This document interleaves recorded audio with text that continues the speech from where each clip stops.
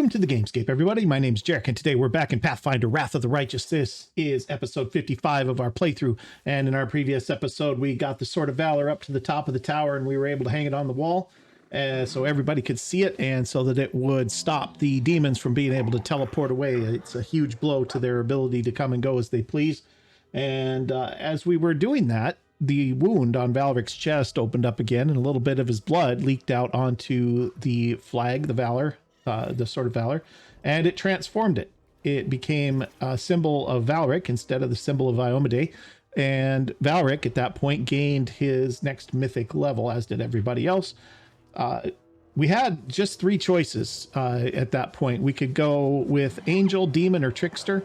Obviously Demon is right out with Valric being a good character, and Valric's not really a trickster. That's not his thing. And so we chose the Angel mythic path.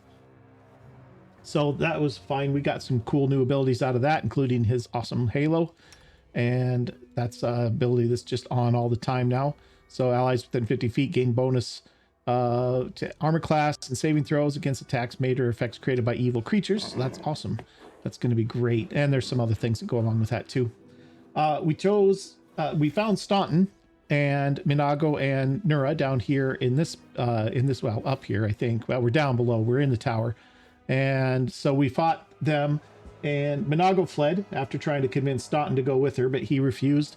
And we gave Staunton not one, but two more chances to come back to the good side, and he didn't want that either. And so he decided that he was going to stand and die, and so we were there to oblige. And so Staunton Vane is no more. Minago got away, and little Nura is standing over here, and we can go talk to her, and that is where we pick up at this point. I went ahead and leveled up everybody else's mythic abilities. We can take a real quick look here.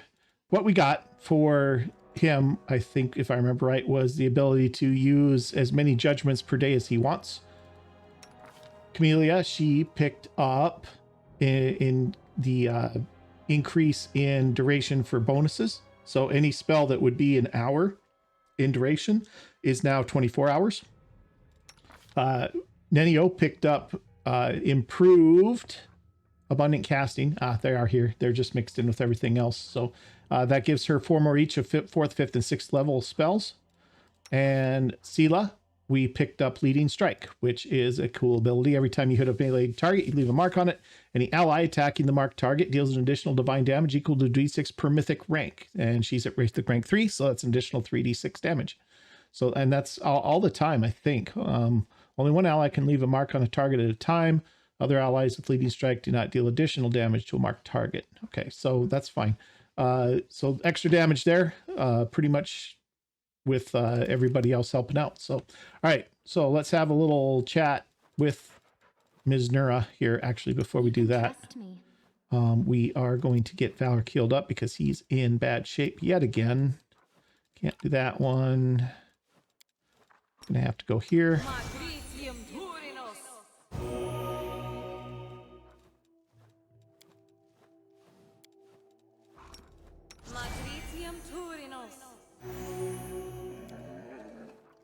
Being at, yeah, so next time she gets a mythic rank, we'll pick up the improved extended spell, which will give her the ability to make all of these spells like bull strength and stuff like that last 24 hours. So that'll be a nice next one for her next mythic feat. So, well, let's see. Does Sela have any healing? She's out of healing too for the most part. All right. Well, at any rate, that gives Valric the what he needs. Let's talk to Nura. Breathing heavily, Nura stands up and wipes her bloody hands on her clothes. Well, what are you waiting for, you scum? Come on, finish me off. Kill me like you killed Staunton. And be glad you've defeated the villains. Just make sure you don't wonder whose fault it was that he and I were on the demon's side. Thoughts like that could make you lose your appetite. Yeah, why did you betray us exactly? Because, you know, I thought everybody was treating you pretty decent, actually. You want to know the truth? Her face cringes painfully. Here's the truth. I hate all of you. If I'd been there the day the Arilu Vorlish opened the rift to the abyss, I would have gladly handed her the ingredients for the ritual. I put the pheromone-soaked cloth in your pocket. I wanted those hellbugs to eat your smug face off. I was the one who set the tents on fire that night. I told the gargoyles who to grab. Every day I was in your army, I did all I could to hurt you. Oh, the things I would gladly do to you. And it would be but 1,000th of what you deserve. She hides her face in her hands. When I was 8, I was auctioned off like livestock. Like livestock. They used a stick to train me to obey. Did the paladins of Mendev help me? Of course not. Even when we passed through the Mendevian city, none of those warriors of good lifted a finger to set me free. Slavers aren't demons, after all. Nura looks up and stares with eyes red with tears. The first time I came to the wound, I wasn't seeking adventure. My owner dragged me here on a leash. You think the demons bribed me? I was happy to betray him, without a shadow of doubt, expecting nothing in return. I poured a sleeping potion into their soup pot, opened the gate and waited for the demons to come and tear them all to pieces, and me along with them. I didn't care. But the demons saw the real me. They made me a cultist. They offered me a chance for revenge.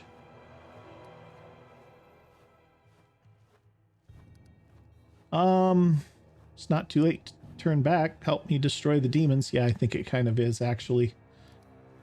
See, this is silly right here, I think. It's the good choice, but it's like she's already stabbed us in the back how many times? And she's admitting that she's doing it willfully. I don't know. That's a little bit weird to just turn around and be like, well, you know, you could really come back and be a good guy now. It's like, I'm not really so sure that she can. And we're not lawful either. But at the same time, I don't know about letting her go either. I don't know. I mean, she's, well, number one, we know she's got invisibility spells, so that's going to be a problem. What will you do if I let you go? Let's find out. Let me go? Why would you? No, you mean seriously? Ha! You think that I'll thank you for your generosity and devote the rest of my days to taking care of homeless puppies? I'll continue exacting my vengeance. That's what I'll do. On others, if not you. I'll feed as many crusaders as I can to the demons before I face the sword of someone less forgiving than you. She spits at your feet. All right. Well, good enough. Choice made. Right. Finish her off. Bury her. Let's forget her. Everyone deserves death. Today, I will get mine. Yours awaits you tomorrow. Yeah, sorry, Nura. Not feeling that much sympathy for you. All right. Got some good stuff here. Got some really good stuff here. Protection +2 ring, cloak of cleansing. Oh no, sorry, just regular cloak. This, okay, sorry, I was looking at the wrong place there. Shield of faith. Yeah, that's some good stuff. All right. Let's loot. Take all that. Plus weapon, couple of those. What's this? Agate earring. Okay, got some good stuff there. Seems like that's everything. All right, and we're off.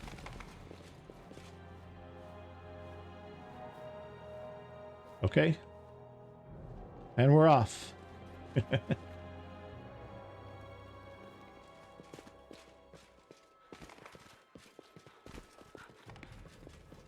Did I miss something? Because this is where we came in.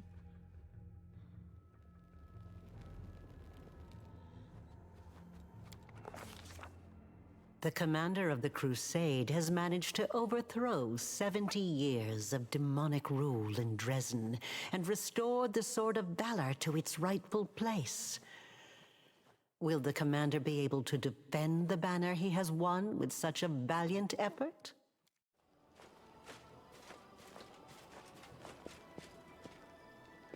Urgent matters of state are awaiting my attention. My convoy will be departing for the capital within the hour. I'm afraid this is all the time I can spare you, so do please forgive me for skipping the lengthy and well-deserved congratulations. Something has subtly changed the way the Queen of Mendev looks at you. Respect shines in her eyes, but her slightly furrowed brow indicates a hint of unease. Every death is an irretrievable loss, but considering the scale of our forces, the losses among our troops are tolerable. Morale is high among the Crusade forces that were entrusted to you. You handled the command superbly. I never doubted your personal ability to deal with the demons. I knew that you could become a living symbol for people to follow. That you have now displayed a decent head for tactics is a pleasant surprise. I believed in your success and prepared for this outcome after a fashion. I brought a reward to personally bestow upon my Knight Commander. But now, I think this reward is insufficient. So please, accept one more gift from me personally. The queen offers a slight smile and gives a signal to a waiting squire, who passes you a neatly folded cloak with lavish embroidery. She slides a ring from her finger and lays it atop the cloak. So, cloak of resistance +3 and a ring of protection +4.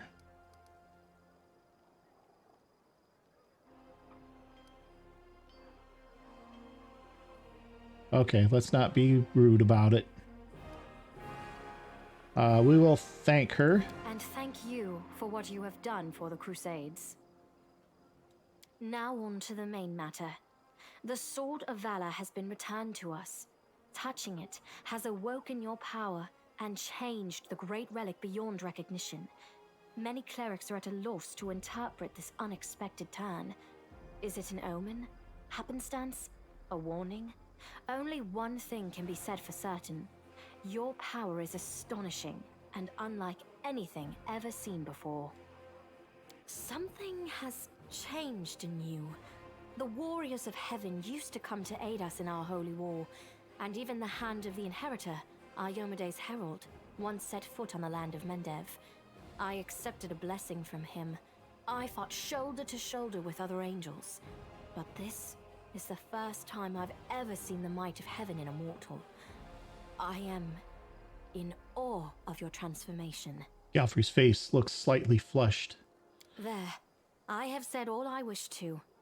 Is there anything you wish to discuss with me before I depart? Should tell her about Aurilu Vorlesh, probably. There's something you should know. Aurilu Vorlesh appeared before me in Drezen. She did not explain why she had come. The architect of the world wound? Here? And she allowed you to simply dispose of Stanchion Vane and claim the Sword of Valor? Yeah. This is a very worrying development. Aurilu was more dangerous than a dozen Balors, and more cunning and deceitful than a score of succubi. In the 100 years of the Crusades, our forces have very rarely encountered her, but when we did, it always led to something terrifying. I think she has taken an interest in you and your power. It was to be expected, of course, and it worries me more than anything else. Sooner or later, we shall have to take a stand against Aurilu and deal with her once and for all. But I thought we would have time to prepare. Be careful. And if the architect reappears, treat her as you would a demon lord. Okay. Do you know anything about the big demon we met at the gates? The Baylor Dorazand, one of Daskari's generals. He, Hep Zamira, and the Echo of Daskari are some of the most notable demons in the Abyssal Forces. You will soon learn these names. Dorazand has not been sighted by our scouts for a long time, and his appearance at Drezen was an unexpected development. But we must grow accustomed to surprises such as this. The ability to move at will through space is one of the demon's most unpleasant hallmarks. Fortunately, the Sword of Valor takes care of that problem for the areas around Drezen. All right. I've heard everything I need. Very well. Then I shall take my leave. Irabeth will bring you up to speed on the situation in the city and surrounds, and together, you can decide on what next steps to take. Good luck, Commander. Remember, this is but the first step. The road ahead will be long and difficult. With a nod of farewell, the queen strides off with precise military bearing. Allow me also to congratulate you on your victory, Commander. Irabeth salutes the queen, waits until she's moved far enough away, and then turns to you. We won the battle for Drezen, but this war is far from over. The demons know our true strength, so we must brace ourselves for a merciless counterattack. They will do everything they can to gain control of the city and destroy you personally, and all of us along with you. The only good news is that cultists make up more than half of their forces, so they will have to march the same roads as our fighters. If they were all demons, they could appear here instantaneously and lay siege to the city. Praise Iomade for small mercies. The main demon forces are moving out from the City of Eyes and the Threshold Fortress. Scouts are reporting that for now, we don't stand a chance of tearing through the defense and launching a counterattack. We can only gather our forces, rebuff their attacks, and wait for the right moment. Unfortunately, other hostile groups keep appearing out of nowhere. And on top of all that, Minago is still prowling around somewhere out there. Anevia is trying to find out where that Abyss scum has run off to. Maybe she's already got some leads. Luckily, we are not alone. Mendev is with us. Queen Galfrey has sent us the first reinforcements. They've just entered the city. Besides, news of your victory is spreading through Avestan. I'm sure that crowds of new volunteers will soon be pouring into Drezen, inspired by your feat. And that's very good news, because we're going to need troops. Here is a brief report about the main problems we're currently facing. Erebeth shows you a sheet of paper with a list of 4 items. Demons with special powers, secret path, question mark, missing patrol, and dragon. All right, let's hear it. What do you got on the demons? Remember that Nabasu that attacked our camp? He had powers that no ordinary demon should have. Erebeth's voice is very calm, but you can tell she's working hard to maintain her composure. It is not the only demon of its kind. We keep receiving reports about similar monsters. All isolated cases for now. But it's possible that in the future, we will see entire squads, if not armies of them. We must find out where they're coming from. Find the source of their power and destroy it. If we don't, they will crush us before long. Even you can't defeat an entire army of such monsters. So what's this about a secret path? We can usually spot armies of demons in advance, as their hordes march along the Grey Road from Eyes or Threshold. But sometimes packs of them appear out of nowhere. They're managing to avoid our scouts somehow and sneaking into our territory. If we don't solve this problem, we cannot attack. The demons will just appear at our backs, block off the gorges and cut us off from Drezen. Anevia is trying to find out how the demons are getting into our territory, but she hasn't succeeded yet. Talk to her. She will tell you more about what she's doing. Okay. What about a missing patrol? Yes, it disappeared without a trace during a mission. We didn't even find any bodies. Maybe someone abducted them, or there's some natural threat in the area. And we can't rule out the possibility of desertion, either. The troop was patrolling the southern road out of the city. The last surviving settlements of Sikoris lie in that direction. But after the siege of Drezen, contact with them was lost.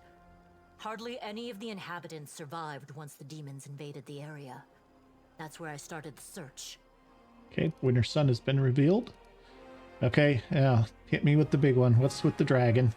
As if we didn't have enough problems with demons already. Now there's a wild dragon in the vicinity. Luckily, it's not part of the demon army. If the demons had a dragon on their side, it could pose a serious threat. I'd say it probably poses a serious threat anyway. But there's very little food in the world wound, and the dragon doesn't seem to have a taste for demons and cultists. She keeps attacking small squads of crusaders, picking off those who fall behind, ravaging supply trains. The dragon's been sighted frequently in the sky, but we don't know exactly where her lair is. We have someone to help with this, though. Do you remember the dwarf who bravely attacked the Baylor in front of the citadel during the siege? He is back in the city, and he doesn't mind hunting this dragon, apparently. Go talk to him in the tavern. We might be able to help each other. All right. There are a few pleasant matters. At the Queen's command, the Crusaders who took part in the attack have had their pay doubled, and medals will be awarded to those who were particularly outstanding in battle. You know one of them. The Knight Elan from the Houndhearts. He led a troop of Nerosian recruits and brought them to the main forces, and later drew the demons' attention in the battle with the Baylor, allowing the wounded to be rescued. There is one more thing. As you know, there is a vast dungeon under Drezen. It's empty now. None of those imprisoned by the demons survived, and we don't have any new prisoners. We've temporarily placed the body of Staunton Vane in the dungeon. You slew him. What are your orders regarding his body?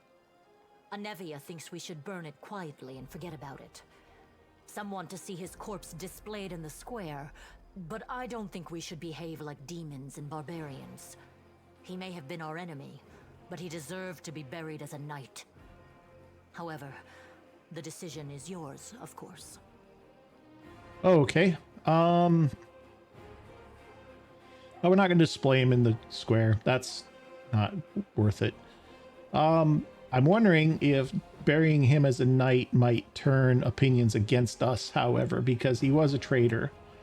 And he stayed a traitor to the very end. I don't know if he deserves that kind of an honor, because we gave him chance after chance after chance to come back, and he refused every single time. Let's just get rid of him. Right you are, Commander. Commander. That day during the battle, Irbeth is hesitating. You can see the struggle on her face, as if she doesn't know whether she should say something else. No. My apologies. That is all, Commander. Thank you for your time.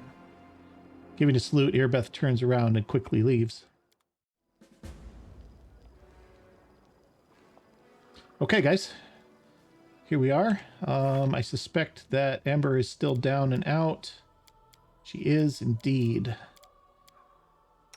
How bad a shape is she in? She is at minus 44 ability damage on her charisma. That's fun.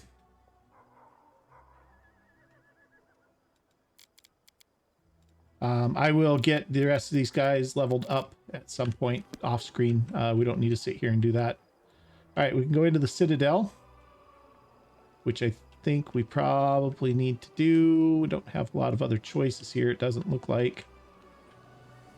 Guess we could probably go out into the city. Now let's go back in the Citadel for right now. I suspect most people that we want are in here.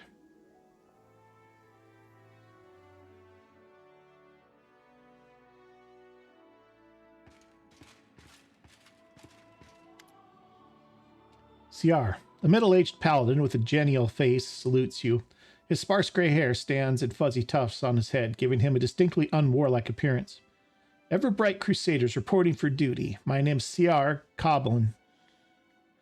I am at your service. Queen Galfrey is gathering the main attack forces in Neurosin. She ordered us to replenish the losses suffered in Canabras and come here.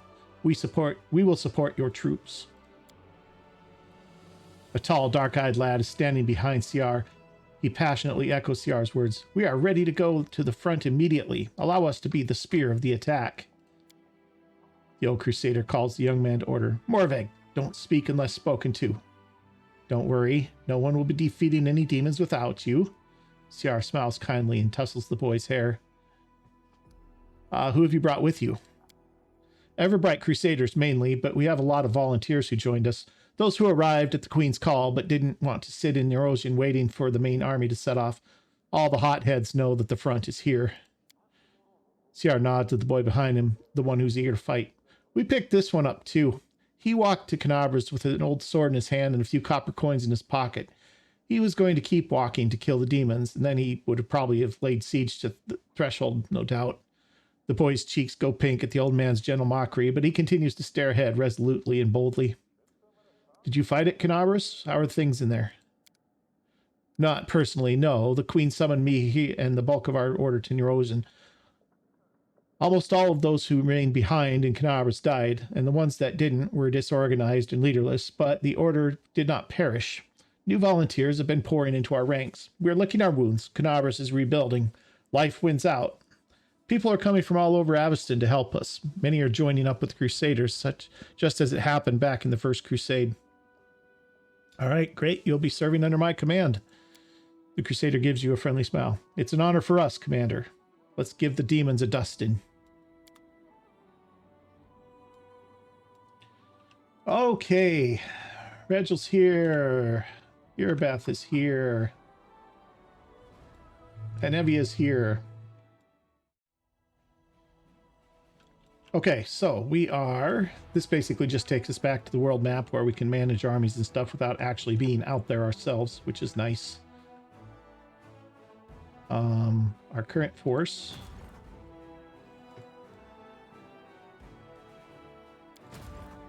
Got 2 Crusader armies up here. Who are these guys? Champions. 8. Along with some Rangers. Got a whole bunch of scouts, archers, footmen. Mounted scouts have scimitars. Damage 2d8, d6 plus 2. Not really that much, I guess. 6 to 11, 4 to 9. Another Crusader army over here is those shield bearers and the other Rangers that we encountered. And then our last one is 45 champions and some paladins, 2 paladins. So, all right. So we got some forces. We got a bunch of demon armies right near us here.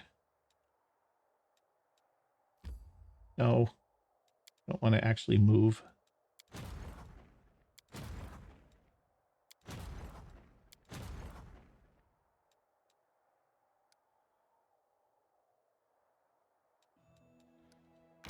Okay, we're going to move them to here. Keep them at the fort, I suppose. Oh, that's Keeper Canyon. Okay. That's probably okay for the moment.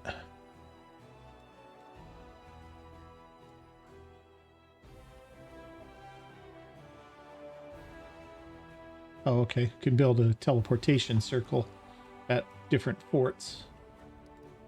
So our hold has been solidified on those forts that we took. Although I suspect we'll be losing some of those. I don't know what they're... I don't know how these guys are going to be moving around and stuff. Boy, this is a big pack of stuff here. Lots of stuff around. There was another city that was revealed. Don't know where that is.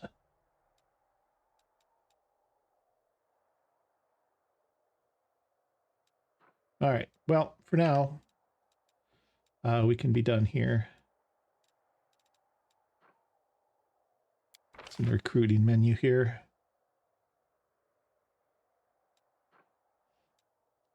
Okay. Let's jump out of here. Okay. Just looking around.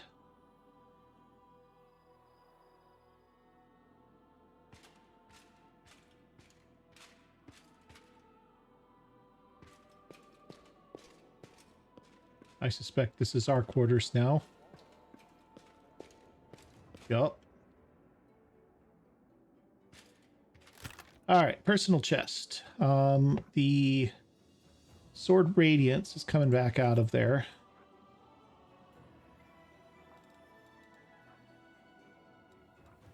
Because I think that we're just about to a point where Sela can start using it. For I think this thing gets better as time goes on. I'm not sure about that, but it's sort of one of those things I just wanted to kind of have along. The other thing I want to do is Sela currently is using... Oh no, I never did give it to her, did I? We have Irabeth's family weapon. What's this? It's course lost. Okay, just leave it. Don't need to pick that up.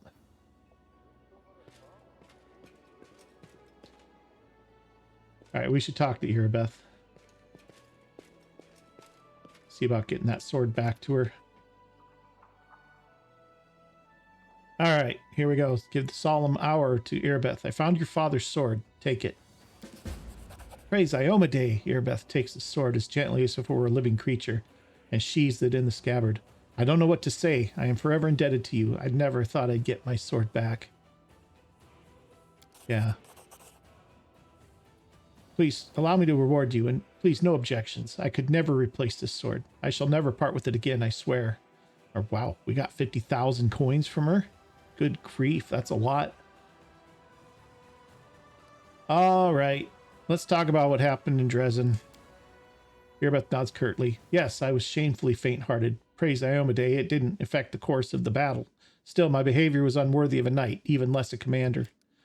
Under the circumstances, leaving my position would be tantamount to desertion. Still, as your advisor, I strongly recommend you release me from my position as head of the order, strip me of my knighthood, and send me to serve in the condemned. Oh. Few deserve these titles more than you. Don't blame yourself. Under the circumstances, you did everything possible, and more besides.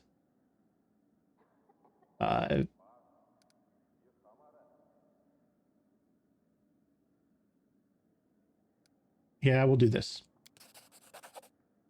Thank you, Commander. The gratitude in Erebeth's voice is sincere. A spark of enthusiasm appears in her eyes, which had grown dull over recent weeks. Okay. The half-orc salutes you sharply. For a moment, you once again see the Erebeth who was ready to protect the defender's heart to her dying breath. Thank you for still trusting me. More than anyone else does in this crusade. Even more than I trust myself. Despite your words, Erebeth obviously still feels unworthy of her commander's rank.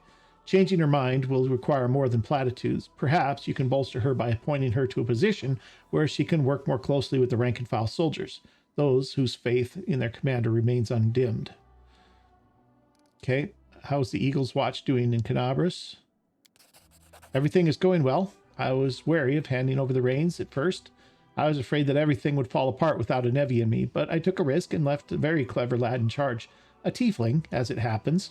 He infiltrated the cult alone. They couldn't imagine a tiefling wouldn't be on their side. He exposed an entire cell. I personally knighted him just before the city was attacked. Of course, there were many who weren't happy about it, but it's not my job to make people happy. Okay, he hasn't disappointed. He's built up the Order's ranks again and is running everything so smoothly, it's as if the demon attack never had happened. He's proven more than once that I left Canabras in good hands, but I admit it's still strange to think that such a small order as the Eagle Watch now has 2 chapters, one in Drezen and one in Canabras. All right, I gotta go.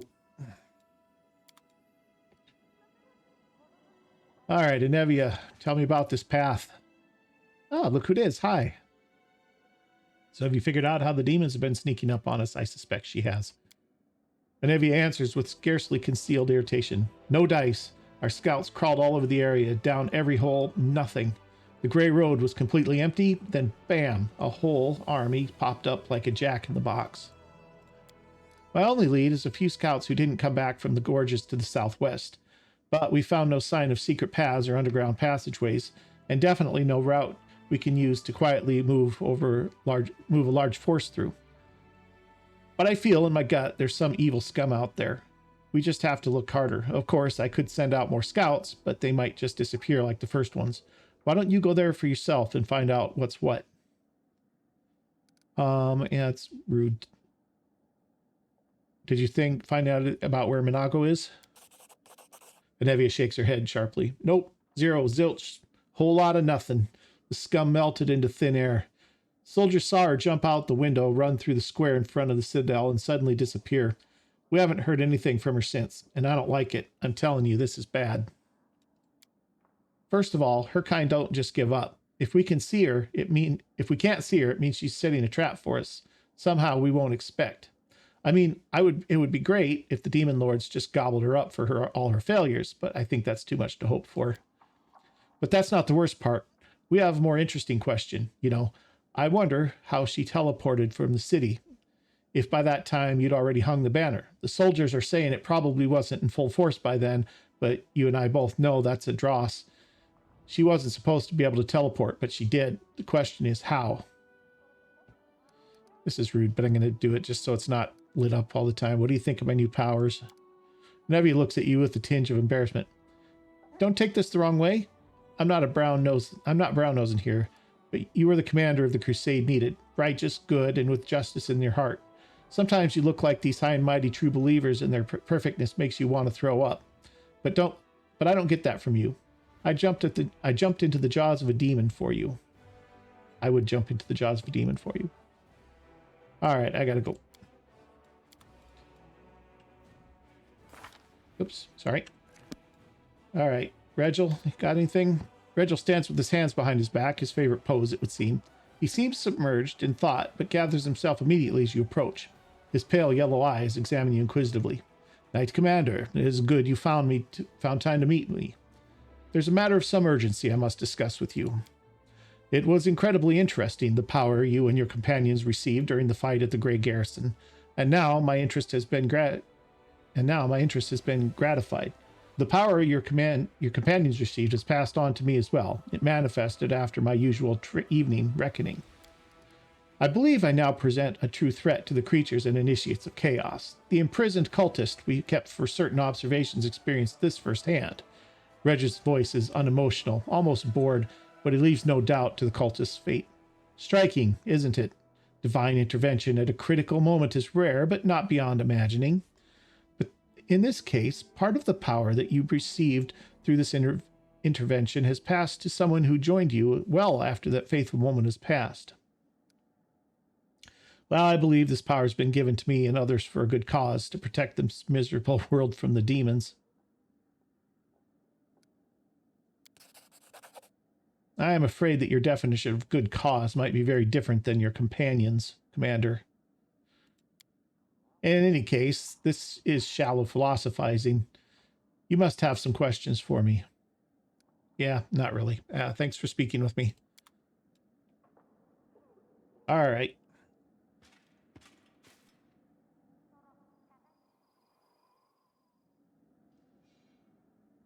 I think this is it as far as this goes.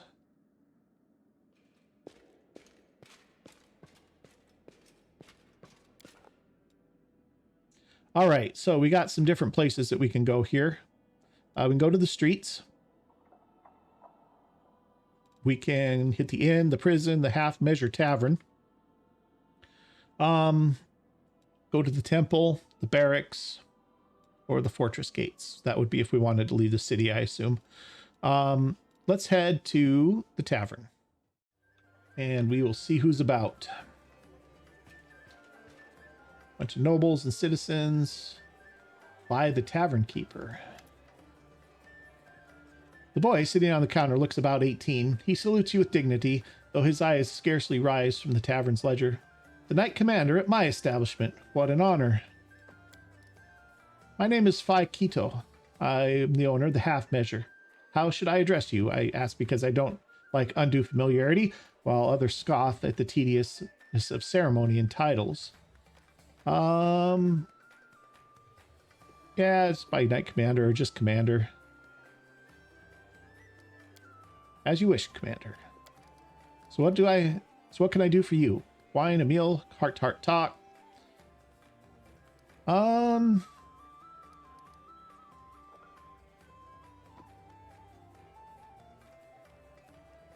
Wow, this is like really vain. If we're going to be asking everybody about our new powers, I don't like that much. All right, let's see what you have.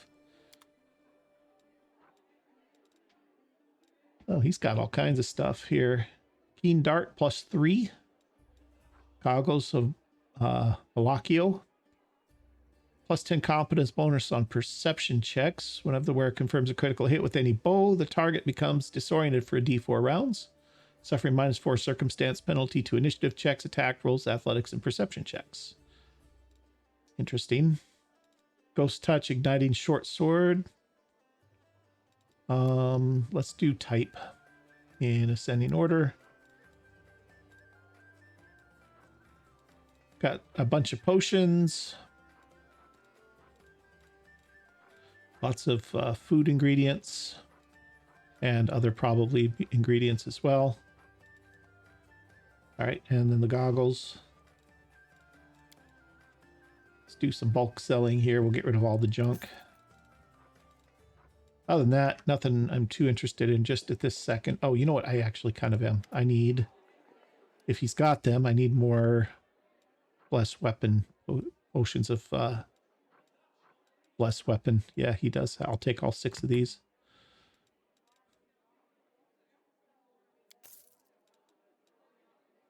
Okay. All right. Who else is around?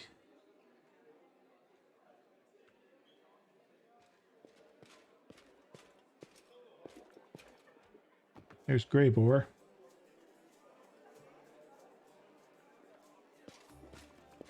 Let's find out about this dragon. How can I help you? Before you stands a dwarf. He has a stern, rugged features and looks to be well armed. He fills his pipe with tobacco from Garand, lights it, and blows out a cloud of smoke. Finally, he addresses you in a deep, dignified voice. How can I help you? You tried to kill that huge demon, but what happened? Yes, that was a failure. It was supposed to be a clean job. An anonymous client, a worthy target, a substantial fee. But the client insisted that I use an enchanted dagger they provided. I was assured that a single hit would be enough to finish the job, but it didn't work as expected. It was a serious blow to my reputation. And my reputation is everything to me. Okay, well, what's your story? Don't you remember our last Yeah, meeting? I remember. You want to expand? The name is Greyboar. I'm an assassin for hire. But I suspect you're not here for small talk. Are you in need of my services? Yeah, we got a dragon. Want help with him. A large adult female? The one that's been snatching people and carrying them off? I've heard about her. That's an impressive target. I can take this job, but only if we do it soon. I'm expecting a new assignment from my regular client, and I'll have to leave as soon as I have the orders. And of course, you should know that this dragon will not come cheaply. 2,500 gold, paid in advance. All right.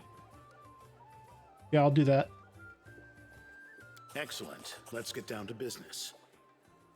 It's no easy thing to take down a dragon when you don't have wings, so you'll need to follow my lead.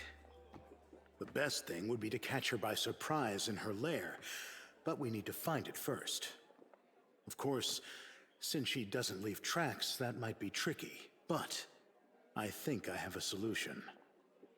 We need to go west of Drezen, to the Grimwood Forest. Okay, Grimwood's been revealed. The dragon's been seen there often. According to the scouts, this is likely because there's still some wild game left in those parts. We'll set up an ambush there. I hope I can rely on your honesty.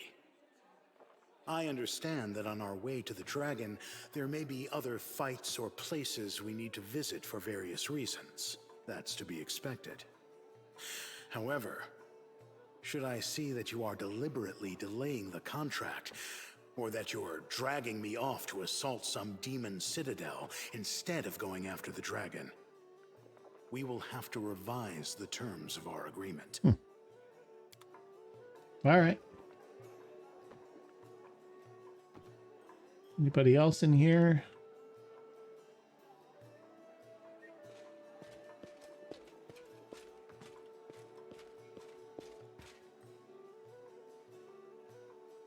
Not really. Anybody back here?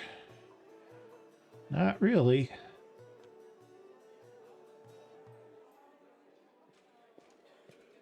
Ah. Oh, okay. Now we're out on the streets. I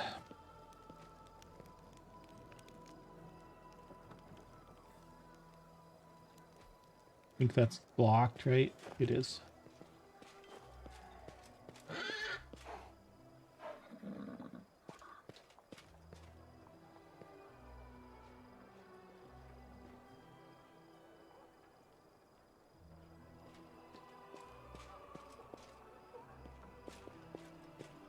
Ah, Horgus.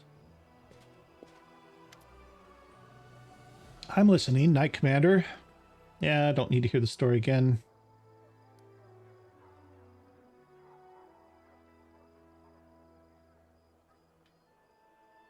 All right.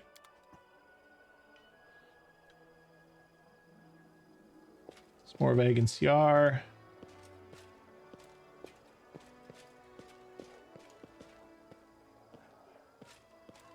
Nobles, peasants, citizens, all about. I guess we could probably just hit our map up. That's probably the quicker way to do this. The One-Eyed Devil, Orgus Squirm, CR.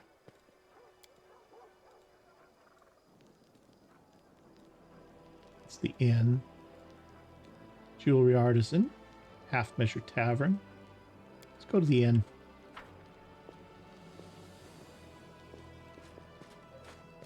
Oh, One-Eyed Devil. A short, chubby tiefling with a golden eye patch spits chewing tobacco between his feet and takes another pinch from a tobacco box adorned with jewels. A fine day to you, Commander. Welcome to the One-Eyed Devil's trading house. His proud manner suggests each word begins with capital letters and perhaps even continues with capital letters as well. All right, show me what you got.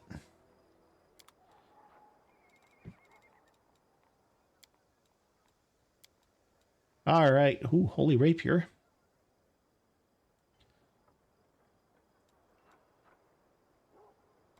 Holy weapon is imbued with holy power.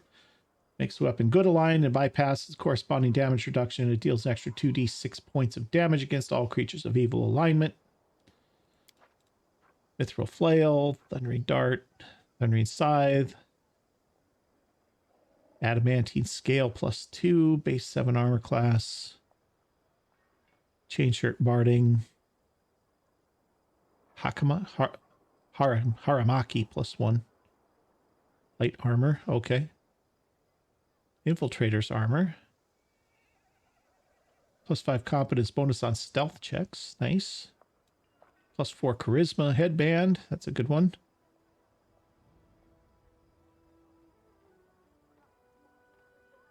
Scrolls. Few scrolls here. False Life, Molten Orb, Pustules. Scroll of Scare and Scroll of Scorching Ray. Not too much there, I guess. Let's head on into the inn. See if anybody's in here.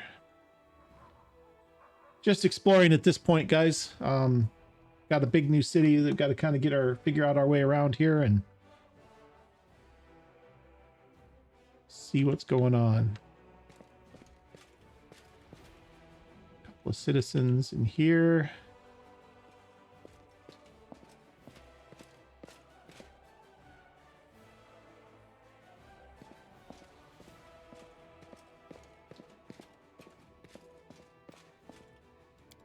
Second floor.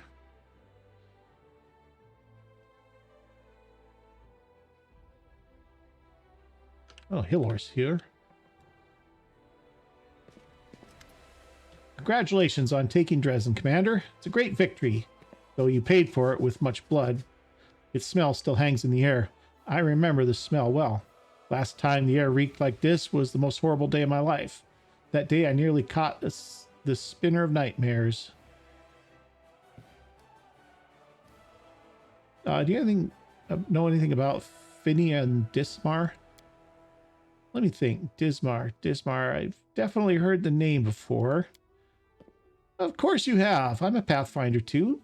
So you're the chief in these lands now. But what about Lady Ari? When I left for the wound, she had just taken up the position. Hiller examines the talking weapon and chuckles sadly. I'm afraid Ari perished during the Third Crusade. Yes, now I remember. Finian Dismar went missing in the wound at the end of the Second Crusade. His name has been on the lists of the fallen for a while. Here I am, alive and well. Write in your list that I'm back, and soon I'll file a detailed report about everything that happened to me. Finian's voice is full of joy. I knew it was a misunderstanding, but now everything will return to normal. I need to write my folks. They probably think I'm dead too. Hiller shakes his head sadly. Poor lad, but such is the fate of a Pathfinder. We face the unknown, but sometimes the unknown wins, and our minds cannot take it. Tell me about your confrontation with the Spinner of Nightmares. It all began with the task of the Pathfinder Society. I arrived in Erosion with my team to investigate the sudden death of the famous Crusader, Baron Falron. We soon focused on the small hospital for the wealthy, where Falron was being treated shortly before his death. Turned out that a gang of Baphomet's cultists calling themselves the Labyrinth of Mind had gotten a foothold at the hospital. They were obsessed with twisting the minds of their victims and targeted fragile people too weak to resist. The hospital was filled with perfect victims, isolated for weeks from the outside world, completely helpless, and when they returned, they were different, almost normal, but the moment they heard a certain phrase, something dark awoke in their mind, and they transformed into servants of Baphomet, ready to lie, betray, and even kill. The Labyrinth of Mind was preparing to infiltrate all the elite circles in Mendev, but Baron Falron stopped them. He was too loyal to his oath and too resistant to their spells. He fought for his freedom until the strain broke his heart. We opened and cleaned the city of Baphomet's pit vipers. Their den was a cradle of sin and filth. They cast their spells on each other, and their loathsome fantasies stepped real from their minds into the world. They dreamt of horrible and forbidden things, and they fought like mad. We burned the place to the ground and slaughtered everyone we could, but the leaders of the cult were able to flee, and they were set upon revenge. They abducted my daughter, Lowry, who'd served under my command in the Pathfinder Society. They left me a note full of tart insults, mockery, and sneers. From that note, I learned the name of my enemy, the Spinner of Nightmares. A few months later, I confirmed that she was the leader of the Labyrinth of Mind. My hunt had begun. I would get Lowry back at any cost. Hiller grits his teeth with a bulldog determination. All right. Okay, I have to go. Good luck, watch back. Only trust your closest friends. The enemy is cunning and treacherous. All right. And then he died and no one knows. Okay.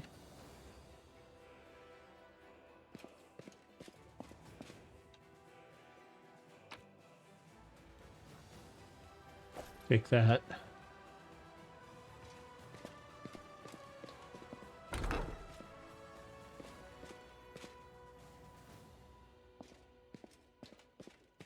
All right, now let's get out of here.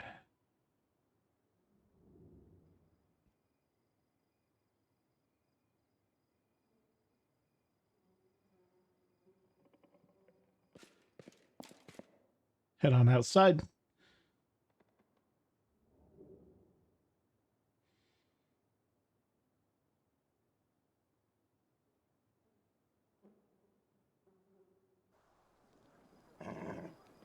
Okie dokie.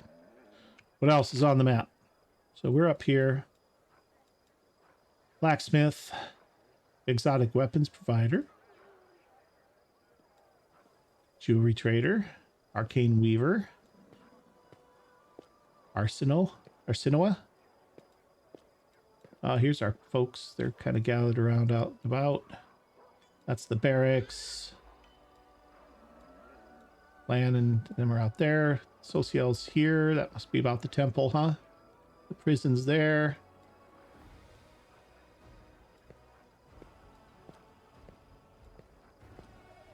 Camellia. Darren.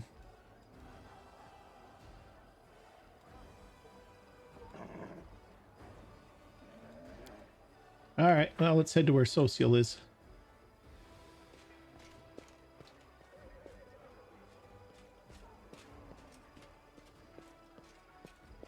Anything along the way? Good afternoon, Commander. How can I help you? Did you think about what the Hell Knight told you? Yes, Social shakes his head. Another dead end. I still know nothing. How could Trevor have parted with this shield? I can't imagine. You don't know what your brothers endured in this war. Perhaps the person you once knew is gone. I don't want to believe that. I can't. Not Trevor. With a sudden shiver, Socio looks down and whispers faintly, "Brother, will I recognize you when I find you?" You know, it's not only the Hell Knights who told me the truth. Knight Tirabade refused to tell me anything about my brother's fate while I was serving in Canabras, but after these events, she finally broke her silence. And the things she told me... Social shakes his head. That he was a good fighter, but a terrible knight, and an utterly worthless paladin. He became more and more cruel as time went on. He started caring more about destroying the enemy than protecting the innocent. He gushed over Prelate Hulrun and his witch hunts. Eventually, the goddess' patience wore thin. When he beat up some poor fellow for blasphemy, Shalon took away Trevor's powers. That was a huge blow for him. He left the city, asking only that his disgrace be kept secret from his family. That was why Airbreath didn't say anything earlier. Brother, my brother, but how? He's always been kind and merciful. Where could this cruelty have come from? All right. Thanks a lot. That's all I got for you. Okay. All right, guys. We got closer Garms. I think we might head up to here.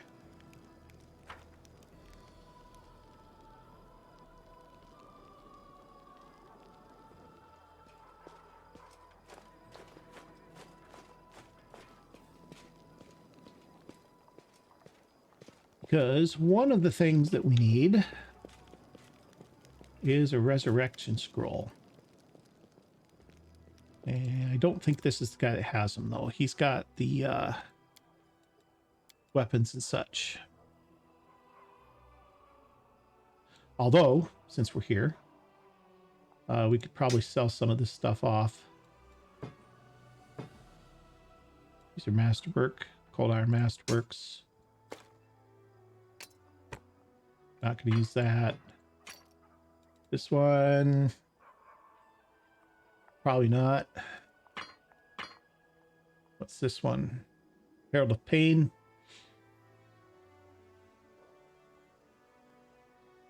Finesse wielding. This is exotic. Not going to be using that probably. Magic. Keep the crossbow. I don't know if everybody we have has one. +1 longsword. Fine. Get rid of all these. Everything that's not magic goes. Don't need a spear. Probably don't need a pick.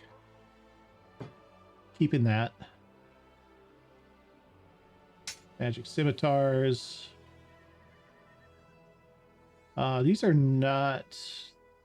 Yeah, they're not... finesse weapons, so probably not going to be using those. She's probably got... What is this one? +2 necrotic rapier. Whenever you cast a vampiric touch spell, it deals d8 damage instead of a d6. Necrotic weapons are the banes to all living things. They deal an additional 1d6 points of negative energy damage on a successful hit. Attacks with this weapon get +2 enhancement bonus on attack and damage rolls. That might be something that Camellia could potentially use, or even Regil potentially, although he kind of uses what he's got already. The collapse, critical hit, fortitude saving throw, or become prone in a 15-foot area. Nice, but not something I'll be using probably. Just a +1 warhammer, some shields. This one we gave up. Don't need that one. This is just armor. None of this armor we need. Don't need that. 8 armor class. I don't know what Social has. Let's keep a breastplate here. These are going. Well, okay, this is better than this. So that's going. That's going. This is probably going. We just have the armor that we need at this point. These are just, these are really nice, but they're just fodder to be sold off. +4 ring. Nice. Hat of Heartening Song. Whenever the wearer of this hat uses any song also grants fast healing. We've been carrying this around for a long time, thinking eventually we might get a bard in the party, or a scroll, I think they're called. But so far we haven't. Amulet of Agile Fists, Amulet of Epic Songs, Natural Armor, Amulet of Natural Armor +2. Additionally, if the wearer possesses the Bardic Performance class ability, The amulet grants them 6 additional rounds of bardic performance per day. That's a nice one. Again, we don't have a some resistance cloaks. Keep all those. I don't really think we need to keep these books, to be honest. We've been hauling them around forever.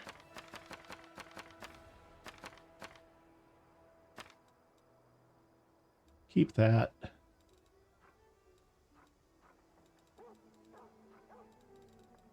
All right, I think that's pretty much it for the immediate.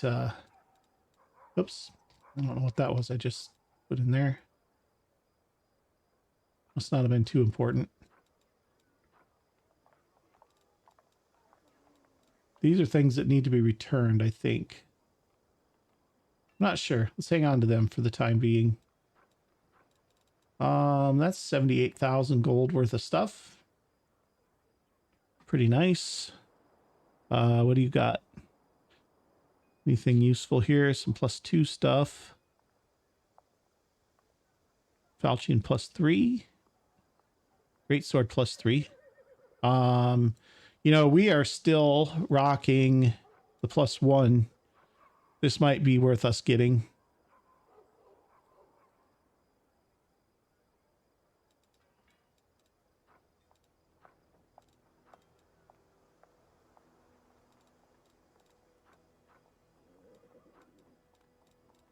Just looking through the list here, guys, to see if there's anything else. This is all masterwork stuff. Radiant stuff. Oh, well, one radiant thing.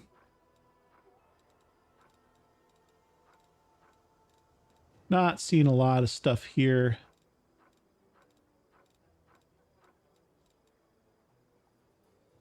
Finian's been really good, but he's just a +1 weapon, unfortunately.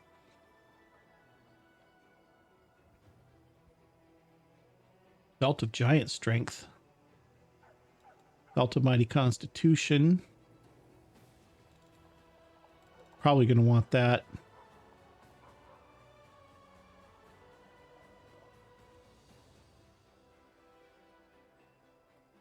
Huh. Agile Fists, Jousting, Mighty Fists +1.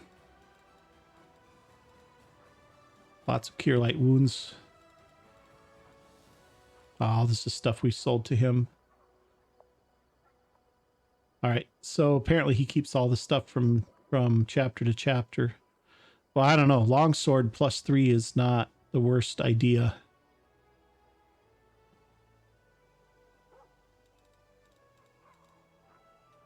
Not longsword, greatsword +3. Sorry. Not the worst idea at 18,000. That'll still leave us 60,000 that we're gaining. I think I want it. All right.